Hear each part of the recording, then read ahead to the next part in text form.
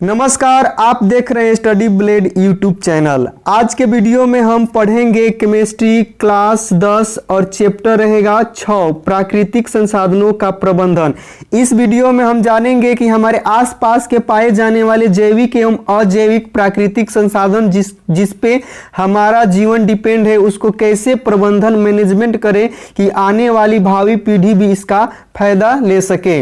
ये one shot video है, एक ही वीडियो में आपके सारे कॉन्सेप्ट क्रिस्टल एंड क्लियर हो जाएंगे। No doubt, no exam here because study blade here. तो शुरू करते हैं हम आज की अपना क्लास। तो सबसे पहले जानेंगे कि प्राकृतिक संसाधन क्या होते हैं।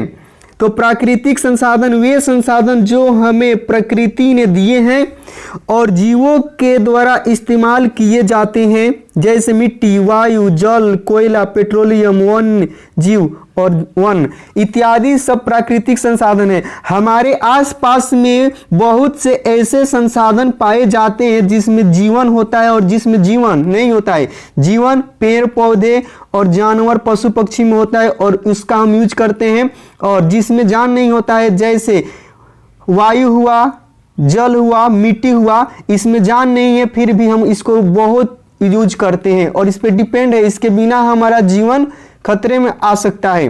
जैसे जल ना हो, वायु ना हो तो हम जीवन की कल्पना नहीं कर सकते हैं। तो इसको हमको ऐसे मैनेजमेंट करना है, ऐसे विवेकपूर्ण यूज करना है ताकि इसका हम आने वाले अपने पीढ़ी को भी दे सकें। तो संसाधन के प्रकार देखते हैं। तो संसाधन के दो प्रकार होते हैं, समाप्य संसाधन और असमाप्य संसाधन। समाप्य संसाधन किसे कहते हैं? ये बहुत ही सीमित मात्रा में पाए जाते हैं और समाप्त हो सकते हैं। जो संसाधन सीमित मात्रा में पाए जाते हैं और इसकी मात्रा सीमित है उसी को समाप्य संसाधन कहते हैं। जैसे कोयला और पेट्रोलियम। अगर पेट्रोलियम को इसी दर से हम उपयोग करें तो आने वाले 50 से 60 वर्षों में पेट्रोलियम खत्म हो जाएगा। और असमाप्य संसाधन क्या है? जो संसाधन असीमित मात्रा में पाए जाते हैं वह समाप्त नहीं होंगे, उसी को असमाप्त संसाधन कहते हैं। जैसे वायु जो है कभी समाप्त नहीं हो सकता है, तो इसको असमाप्य संसाधन के कैटेगरी में रखेंगे। और हमें प्राकृतिक संसाधनों को प्रबंधन करने की आवश्यकता क्यों है? प्राकृतिक संसाधनों को बचाए रखने के लिए इनके प्रबंधन की आवश्यकता होती है ताकि यह अगली नई पीढ़ी तक उपलब्ध हो सके और संसाधनों का शोषण न हो। पर्यावरण को बचाने के लिए राष्ट्रीय तथा अंतर्राष्ट्रीय अधिनियम है। हमारे ही देश में गंगा कार्य परियोजना किया गया। गंगा जल को प्रदूषित बहुत हो गया था तो उसको सफाई किया गया। तो यह कार्य योजना करोड़ों रुपए का प्रोजेक्ट है। इसे सन 1985 में, याद रखिएगा, गंगा कार्य योजना 1985 में शुरू किया गया था और गंगा स्तर सुधारने के लिए बनाया गया था। जल की गुणवत्ता या प्रदूषण मापने हेतु कुछ कारक। हम कैसे जांच करेंगे कि जल दूषित है? तो इसको मापने के लिए सार्वत्रिक सूचक है पीएच। जल का पीएच जो आसानी से सार्वसूचक की मदद से मापा जा सकता है। जल में कोलीफॉर्म जीवाणु जो मानव की आंत्र में पाया जाता है की उपस्थिति जल का संदूषित होना दिखाता है।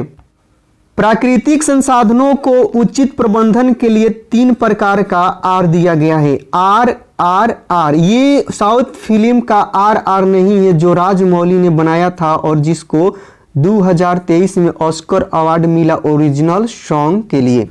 तो यहाँ पे 3R का अलग ही मतलब है। आर मतलब कि एक कम उपयोग, और एक आर मतलब पुनः चक्रण, एक आर मतलब पुनः उपयोग।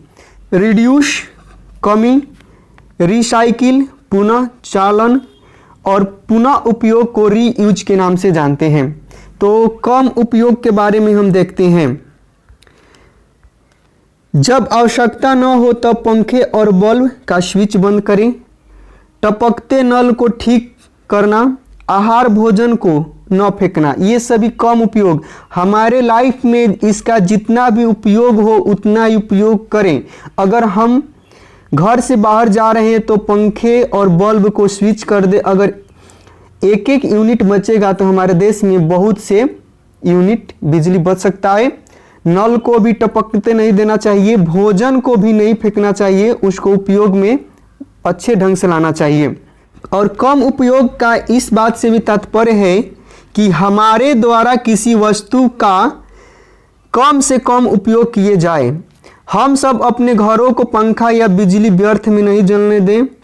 हम नल जल की मरम्मत करें। अपने भोजन को बर्बाद नहीं करते। कम बर्बादी या न के बर्बादी ही समाज का लक्ष्य होना चाहिए। जल, बिजली, भोजन, कागज आदि कोई भी संसाधन जितना आवश्यक हो उतने ही उपयोग करें।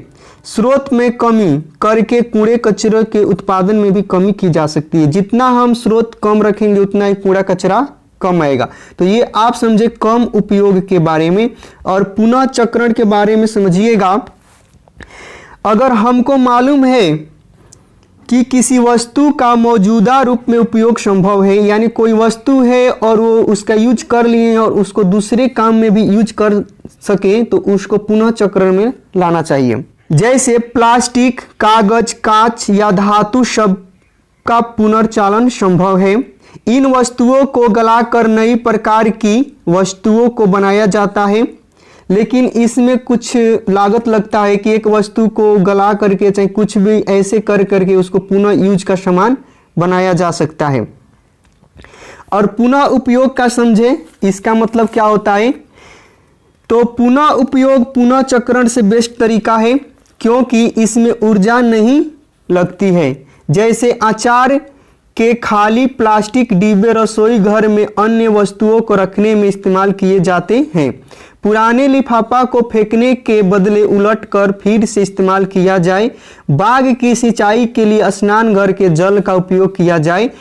इस प्रकार स्रोत पर उपयोग कम करके जहां संभव हो वहां पुनर्चालन और पुनः उपयोग करके तथा कचरों का सही निष्पादन करके पर्यावरण को दूषित होने से बचाया जा सकता है। और 3 R के बारे में आप बहुत अच्छे से जान गए। पुनः इस्तेमाल पुनः चक्रण से बेहतर है, क्योंकि इसमें ऊर्जा की बचत होती है। पुनः इस्तेमाल किसी वस्तु का हम दूसरे रूप में यूज करेंगे, डिब्बा खाली हो गया तो उसमें कुछ सामान रख सकते हैं, लेकिन पुनः चक्रण करेंगे तो उसको बनाने में ऊर्जा, रुपया, पैसा बहुत लगेगा। हमें संसाधनों के प्रबंधन की आवश्यकता है, क्योंकि ये संसाधन बहुत सीमित हैं। स्वास्थ्य सेवाओं में सुधार के कारण जनसंख्या में वृद्धि हो रही है और इसके कारण सभी संसाधनों की मांग में वृद्धि। आदमी की जनसंख्या जितनी होगी उतना ही आवश्यकता होगी और संसाधनों की मांग बढ़ेगी। संपोषित विकास क्या होता है, इसके बारे में ध्यान देते हैं। संपोषित विकास की संकल्पना मनुष्य की वर्तमान आवश्यकताओं की पूर्ति और विकास के साथ साथ भावी संतति के लिए संसाधनों का संरक्षण भी करती है। संपोषित विकास से हमारा तात्पर्य है कि हम संसाधनों को विवेकपूर्ण उपयोग करें, वर्तमान की भी आवश्यकता पूर्ति हो और आने वाले भावी पीढ़ी भी इसका फायदा उठा सकें। प्राकृतिक संसाधनों की व्यवस्था करते समय हमको निम्न बातों पर ध्यान देना चाहिए। दीर्घकालीन दृष्टिकोण, ये प्राकृतिक संसाधन भावी पीढ़ियों तक उपलब्ध हो, इसका भी बात ध्यान देना है। इनका वितरण सभी समूहों में समान रूप से हो, न कि कुछ प्रभावशाली लोगों को ही इसका लाभ हो। जो भी प्राकृतिक संसाधन है उसको गरीब से अमीर सब यूज करे, न कि केवल अमीर। अपशिष्टों के सुरक्षित निपटान का भी प्रबंधन होना चाहिए। वन एवं वन्य जीव संरक्षण, तो वन के बारे में भी आप जानते हैं और वन में रहने वाले जीव के बारे में भी हम बहुत अच्छी तरह से जानते हैं और इनके संरक्षण के बारे में समझते हैं। वन जैव विविधता के तप्त स्थल हैं। जैव विविधता को संरक्षित रखना प्राकृतिक संरक्षण के प्रमुख उद्देश्यों में से एक है, क्योंकि विविधता के नष्ट होने से पारिस्थितिकी स्थायित्व इकोलॉजिकल बैलेंस नष्ट हो जाएगा। जो जानवर हैं वन में रहते हैं उनका भी संरक्षण करना है, क्योंकि जैव विविधता सबसे ज़्यादा वनों में पाई जाती है। विभिन्न प्रकार के जीव जंतु पाए जाते हैं जो एक दूसरे पे डिपेंड रहते हैं, और एक जो कड़ी होता है बीच का कड़ी एक भी टूट जाएगा यानी खत्म हो जाएगा तो जीवन क्या आ जाएगा, संकट में आ जाएगा। जैसे मरे हुए पशु पक्षियों को गीद खाते हैं, तो गीद खाते हैं तो हमारे रोड पे चाहे कहीं भी गाय भैंस कोई भी जानवर मरा होता है तो उसको गला करके खाद बना देते हैं गीद, और उसको गंध नहीं आने देते हैं। लेकिन वर्तमान में गीधों की संख्या में बहुत कमी आई है, 9 के बराबर हो गया है। तो कोई भी जीव जंतु मर करके सड़क पर वैसे ही महकते हैं। अगर कोई जानवर या कोई गिद्ध उसको खा लेता तो उसको समाप्त कर देता। यही कारण है कि हमें सभी जीवों की संरक्षण करना चाहिए। जैव विविधता। जैव विविधता किसी एक क्षेत्र में पाए जाने वाली विविध स्पीशीज की संख्या है, जैसे पुष्पी, पादप, पक्षी, कीट, सरीसृप, जीवाणु।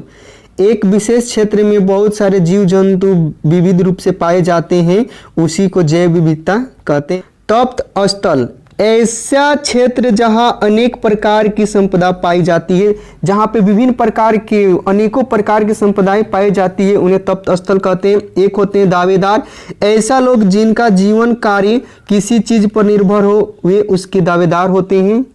विशेष क्षेत्र में ऐसे भी स्थानीय लोग पाए जाते हैं, आदिवासी, जो जंगल पे या जीव जंतुओं पे आश्रित होते हैं, और वे क्या कहलाते हैं? दावेदार। दावेदार वनों पर उनकी निर्भरता। दावेदार जो होते हैं वन पे निर्भर होते हैं। स्थानीय लोग अपनी आवश्यकता के लिए वनों पर आश्रित होते हैं। उद्योगपति वनों से प्राप्त उत्पादों का उपयोग करते हैं। कुछ ऐसे उदाहरण हैं जहां निवासियों ने वन संरक्षण की मुख्य भूमिका निभाई है। खेजरी वृक्ष। अमृता देवी बिश्नोई ने 1731 में राजस्थान के जोधपुर के एक गांव में खेजरी वृक्षों को बचाने के लिए 363 लोगों के साथ अपने आप को बलिदान किया। तो इन्हीं के नाम पे अमृता देवी बिश्नोई पुरस्कार भी दिया जाता है। और भारत सरकार ने जीव संरक्षण के लिए अमृता देवी बिश्नोई राष्ट्रीय पुरस्कार की घोषणा की, जो उनकी स्मृति में दी जाती है। और एक चिपको आंदोलन है, ये भी बहुत अच्छा मूवमेंट था वृक्ष को बचाने के लिए। यह आंदोलन गढ़वाल के रेनी नामक गांव में हुआ था। वहां की महिलाएं उस समय वन पहुंच गई जब ठेकेदार के आदमी वृक्ष काटने लगे थे। महिलाएं पेड़ों से चिपक कर खड़ी हो गई और ठेकेदार के आदमियों को वृक्ष काटने से रोक लिया। यह आंदोलन तीव्रता से बहुत से समुदायों में फैल गया। सरकार को वन संसाधनों के उपयोग पुनः विचार करने पर मजबूर कर दिया। पश्चिम बंगाल के वन विभाग ने क्षयित हुए साल के वृक्षों को अराबारी वन क्षेत्र में नया जीवन दिया।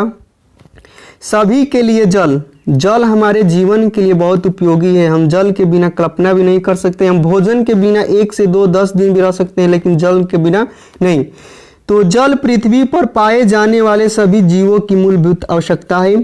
वर्षा हमारे लिए जल का महत्वपूर्ण स्रोत है। भारत के कई क्षेत्रों में बांध, तालाब और नहरें सिंचाई के लिए उपयोग किए गए हैं। बांध में जल संग्रह काफी मात्रा में किया जाता है, जिसका उपयोग सिंचाई में ही नहीं बल्कि विद्युत उत्पादन में किया जाता है। डैम बना करके जल रोक करके उससे नहर निकाल करके बहुत ही सुदूर क्षेत्रों में पानी भेजा जाता है, जिससे वहाँ की फसलें को सिंचाई होता है और इसके सहायता से बिजली का भी उत्पादन होता है। कई बड़ी नदियों के जल प्रवाह को नियंत्रित करने के लिए बांध बनाए गए हैं, जैसे टेहरी बांध, भागीरथी गंगा, सरदार सरोवर बांध नर्मदा, भांगरा नांगल बांध सतलज नदी। बांधों के लाभ। बांध से बहुत ही लाभ होता है। सिंचाई के लिए पर्याप्त जल सुनिश्चित होता है। बांध बना करके जल को खेतों में ले जा करके फसलों की हम सिंचाई कर सकते हैं। विद्युत का उत्पादन हो सकता है। क्षेत्रों में जल का लगातार वितरण करना, ये सभी बांध के फायदे हैं। और बांध बनाने से हानियां। तो बांध बनाने से 2 प्रकार की हानियां होती है, सामाजिक हानियां, पर्यावरण समस्याएं। तो सामाजिक समस्या है, बड़ी संख्या में किसान एवं आदिवासी विस्थापित हो जाते हैं। डैम बनता है तो उनके आसपास रहने वाले व्यक्तियों को दूर हटना पड़ता है, उन्हें मुआवजा नहीं मिल पाता है। पर्यावरण को समस्याएं होती है डैम बनाने से, तो वनों का क्षय होता है, जैव विविधता में हानि होती है और पर्यावरण संतुलन बिगड़ता है। डैम बनता है तो वृक्ष को काटेंगे, डैम बनाएंगे तो उसमें जीव जंतु रहते, उसको भी बहुत नुकसान होता है। आर्थिक समस्याएं। डैम को बनाने से जनता का अत्यधिक धन लगता है, उस अनुपात में लाभ भी नहीं होता है। जल संग्रह। जल को इकट्ठा करना जल संग्रह कहलाता है। तो इसका मुख्य उद्देश्य है भूमि एवं जल के प्राथमिक स्रोतों का विकास करना। वर्षा जल संचयन, वर्षा जल संचयन से वर्षा जल को भूमि के अंदर भौम जल के रूप में संरक्षित किया जाता है। जल संग्रह भारत में बहुत ही प्राचीन संकल्पना है। कुछ पुराने जल संग्रह के तरीके होते हैं जो कि आगे देखेंगे। तो वर्षा जल को एक जगह संचय करना वर्षा जल संचय कहलाता है। बहुत समय से वर्षा जल को संचय किया जाता है और बहुत ही प्रणाली होती है वर्षा जल को संचय करने की। तकनीक देखिएगा कैसे वर्षा जल को संचित किया जाता है और किस राज्य में कैसे किया जाता है। तो राजस्थान में वर्षा जल या जल का संचय खादीन बड़े पात्र नारी के द्वारा किया जाता है। महाराष्ट्र में वर्षा जल का संचय बंधारस एवं ताल में किया जाता है। मध्य प्रदेश उत्तर प्रदेश में बंधिश से किया जाता है। बिहार में आहर पाइन के द्वारा वर्षा जल या जल को संचय किया जाता है।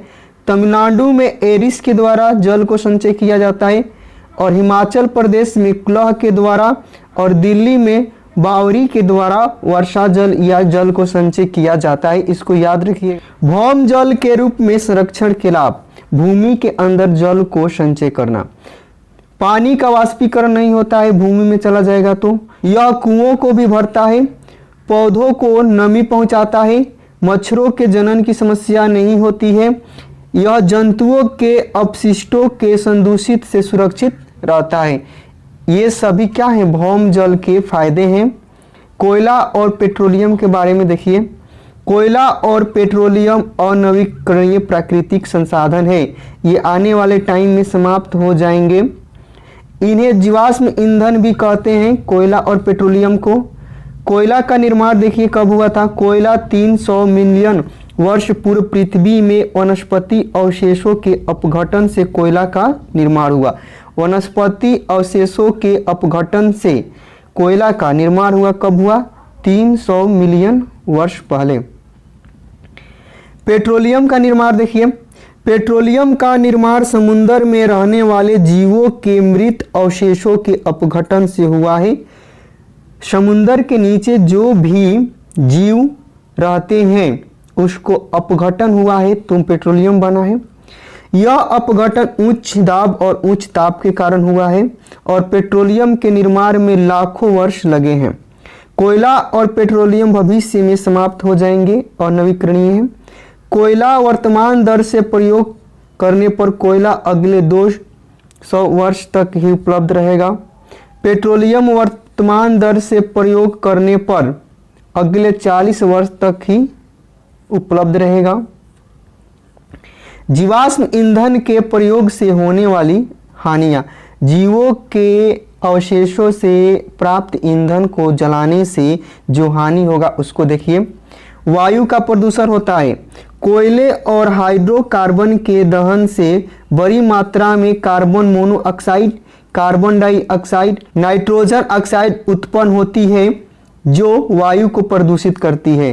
ये सभी जीवाश्म ईंधन को जलाने से ऑक्साइड बनता है जो कि बहुत ही हानिकारक होता है और कार्बन डाइऑक्साइड बनता है और ये आसपास के क्षेत्र में हीट उत्पन्न करता है और ये ग्लोबल वार्मिंग करता है यानी कि वैश्विक ताप में वृद्धि करता है। बीमारियां भी होती है। यह प्रदूषित वायु कई प्रकार की श्वसन समस्याएं उत्पन्न करती है और कई रोग जैसे दामा खांसी की कारण बनती है। कोयला को जलाइएगा ऑक्सीजन की अनुपस्थिति में तो कार्बन मोनोऑक्साइड बनेगा और ये खून में जल्दी ही घुलेगा और ऑक्सीजन को रोक देगा जिसके द्वारा दामा हो सकता है और जान भी जा सकती है। वैश्विक ऊष्मण। जीवाश्म ईंधन के दहन से CO2 gas, carbon dioxide gas उत्पन्न होता है जो ग्रीन हाउस और वैश्विक ऊष्मण उत्पन्न करती है। ये ग्रीन हाउस गैस है CO2। जीवाश्म ईंधनों के प्रयोग में मितव्ययिता बरतनी चाहिए। जीवाश्म ईंधन का प्रयोग हमें बहुत अच्छे रूप से किया जाना चाहिए। क्यों? क्योंकि ये समाप्य और सीमित है। एक बार समाप्त होने के बाद निकट के भविष्य में उपलब्ध नहीं हो पाएंगे क्योंकि इनके निर्माण की प्रक्रिया बहुत धीमी होती है और इसमें कई वर्ष लगते हैं। जीवाश्म ईंधन के प्रयोग को सीमित करने के उपाय। जीवाश्म ईंधनों के प्रयोग को सीमित करने के उपाय कौन से उपाय हैं जो आप कर करके या हम कर करके जीवाश्म ईंधन का कम से कम उपयोग करें। तो जिन विद्युत उपकरणों का उपयोग नहीं हो रहा हो उनका स्विच बंद कर दें। घरों में CFL का उपयोग करें जिससे बिजली की बचत हो। निजी वाहनों की अपेक्षा सार्वजनिक यातायात का प्रयोग करें। मान लीजिए कि आपको एक जगह पे जाना है और 20 आदमी एक ही जगह से चल रहे हैं तो हम सार्वजनिक बस या कार का उपयोग करेंगे। एक बार एक ही गाड़ी में बैठ करके 20 आदमी जाएगा, न कि 20 आदमी अपना पर्सनल गाड़ी लेकर के मोटरसाइकिल या कार जो भी हो जाएगा। वैसे 20 आदमी से प्रदूषण होगा, वैसे एक ही गाड़ी में बैठ के जाइएगा तो प्रदूषण बहुत कम होगा और हम पर्यावरण को सुरक्षित रख सकते हैं।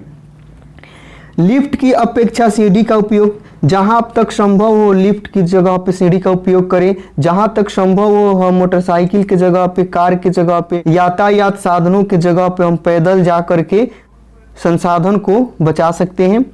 जहां हो सके सोलर कुकर का प्रयोग भी करना चाहिए क्योंकि ये खत्म नहीं होता है। यहाँ तक आने के लिए और हमारे पूरे वीडियो को देखने के लिए दिल की गहराइयों से आपको बहुत बहुत धन्यवाद। और ऐसे ही वीडियो को देखने के लिए हमारे चैनल को शेयर और सब्सक्राइब जरूर करें। चैप्टर को पूरा पढ़ने के बाद आप टेस्ट जरूर दीजिए और इसका ऑब्जेक्टिव टॉप ऑब्जेक्टिव 80 हमारे ही चैनल पर डाला गया है। जा करके इसको पढ़िए और वहाँ से सेट लगाइए, देखिए आप कितना सही कर पा रहे हैं।